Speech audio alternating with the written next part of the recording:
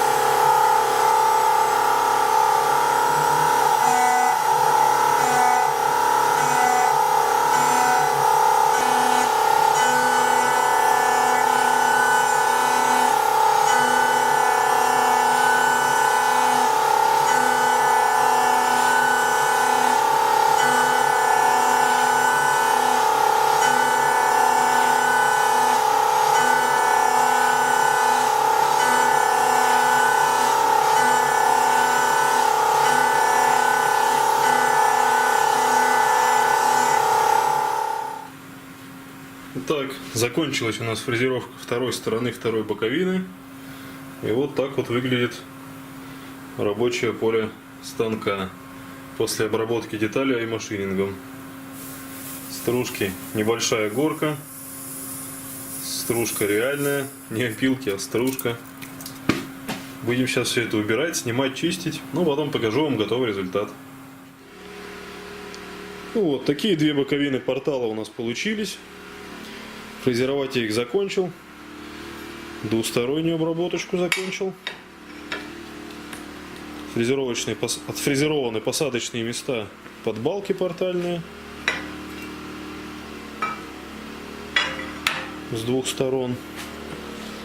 И сделаны посадочные места под подшипники. Подшипниковые опоры.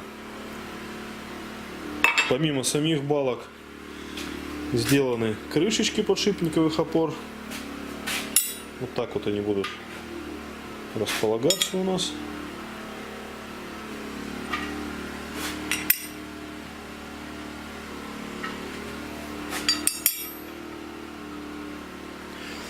И два натяжителя,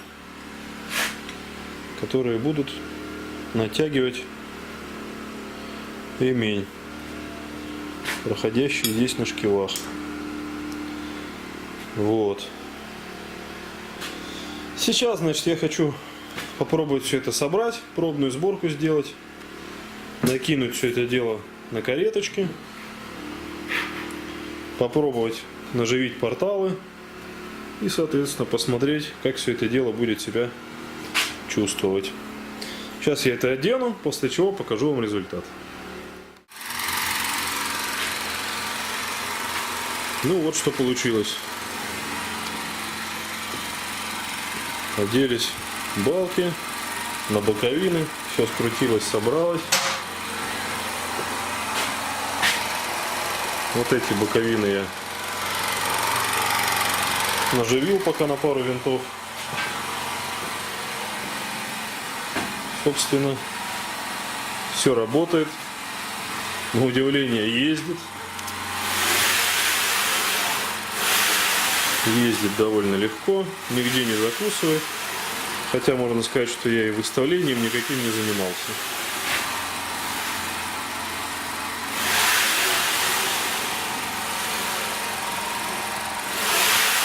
Вот не знаю, стою в сомнениях, нужно ли обкатывать по линейке оси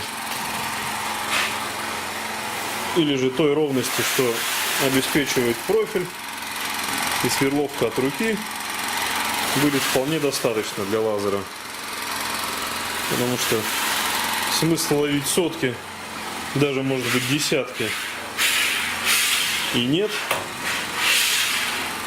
потому что для лазера, как мне кажется, это не очень критично. Если все ездит без особых закусываний, ну, значит, быть может, этого и достаточно. В общем, посмотрим. Ради интереса я все равно линейку кину, по ней прокатаюсь, посмотрю, сколько будет расхождения. Если оно будет в пределах полумиллиметра или даже, может быть, миллиметра на весь ход, то я считаю, что это вполне себе приемлемый результат. И колдовать, заниматься танцем с бубнами вокруг этого дела я, наверное, не буду. Вот так. Спасибо за внимание. До скорых встреч.